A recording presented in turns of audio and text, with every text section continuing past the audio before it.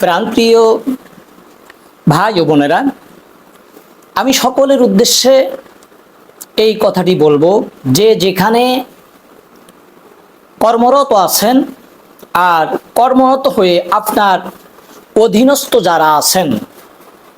আপনি হয়তোবা অফিসের বস হয়েছেন, আর অফিসে বস হওয়ার কারণে আপনার অধীনস্থদের উপরে যদি আপনি জুলুম, নির্যাতন এই কাজগুলো করেন, আপনি হয়তোবা জুলুম করলেন, মাজলুম অত্যাচারিত ব্যক্তি যাদের উপর জুলুম এবং অত্যাচার করা হয়, মাজলুমের দোয়া আল্লাহ সুবহানাহু ওয়া তাআলা কবুল করেন। আপনি অফিসের বস হিসেবে যদি আপনি আপনার অধীনস্থদের উপর অত্যাচার করেন, অন্যায় করেন, জুলুম করেন, এর জন্য আপনাকে